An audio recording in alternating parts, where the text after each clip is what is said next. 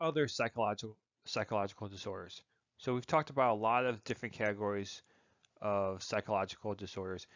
These are all the other ones we haven't talked about so far. So the other types of disorders, most people get stuck thinking about depression and schizophrenia when they think about psychological disorders. In reality, there are far more. Some of the more common and more studied disorders are eating disorders, which we actually talked about in the motivation and emotion unit, personality disorders, which we're going to talk about here, and you guys will have a little personality disorder project. Usually we do a, a dating, uh, a speed dating activity with that, but we'll do something with that. And then developmental disorders. Like we've talked about before, the DSM, if you look through the DSM, it is a very thick book. There's all kinds of things in there. When the new one came out and I was reading through it to, change this unit to adapt to the new DSM, I was amazed of all the different things that are in there.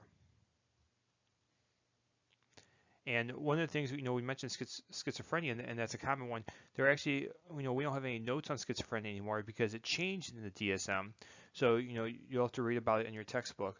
But there used to be all kinds of different schizophrenic disorders.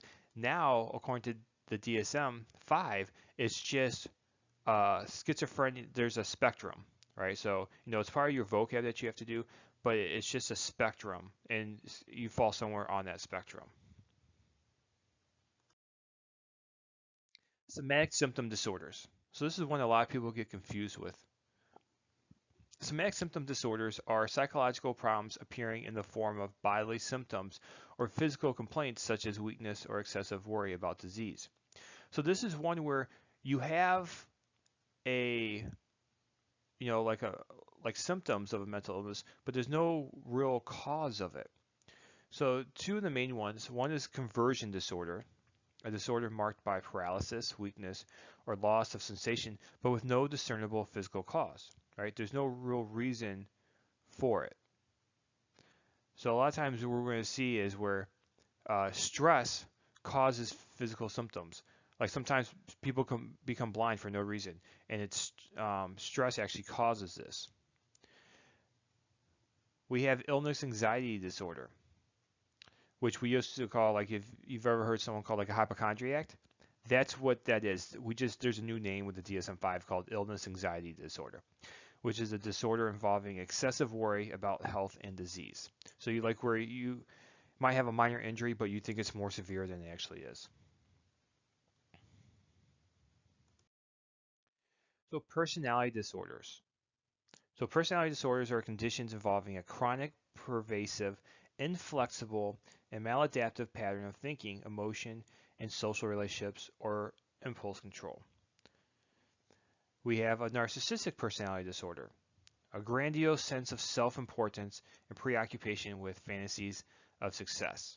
All right, so a lot of you guys have heard the story Narcissist. This is based off this one, where everything's always about them.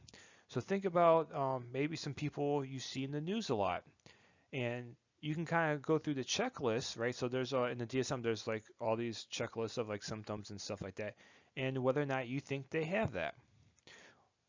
Next is the antisocial personality disorder. So a long-standing pattern of irresponsible behavior indicating lack of conscious and responsibility towards others. So this is where, we call the sociopaths because they don't feel remorse for what they do.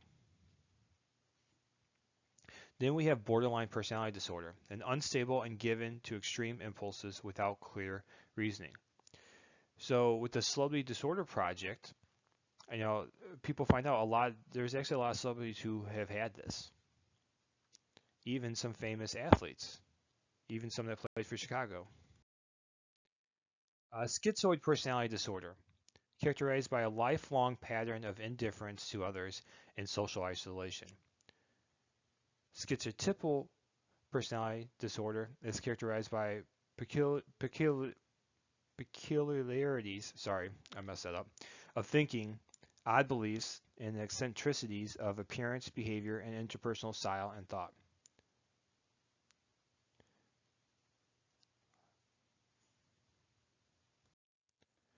So a lot of people get schizoid and schizotypical confused, and there's a few differences between the two.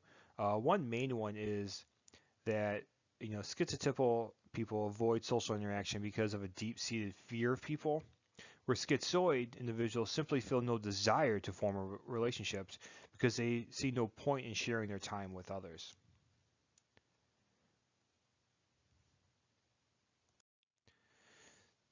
And that people with schizoid, they're not overly paranoid, so they're not really overly worried about people's motivations, and they're worried that people are out to get them. And then if you look at the sheets, that I posted with your activity, there's a lot of it goes in great detail about some of the differences, and so you'll be able to notice a couple key differences.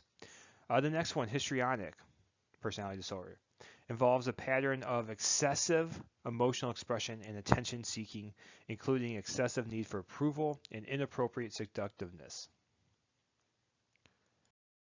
And the last slide, so the last of personality disorders. We have paranoid personality disorder, characterized by extreme distrust and suspicion of others. Avoidant personality disorder, considered to be an active, detached personality pattern, meaning that they purposefully avoid people due to fears of humiliation and rejection. Dependent personality disorder involves an over-reliance on others to meet emotional and physical needs. You also see in the handouts I give you, there's also something called obsessive compulsive personality disorder, which is similar to like the obsessive compulsive disorder that we've talked about before.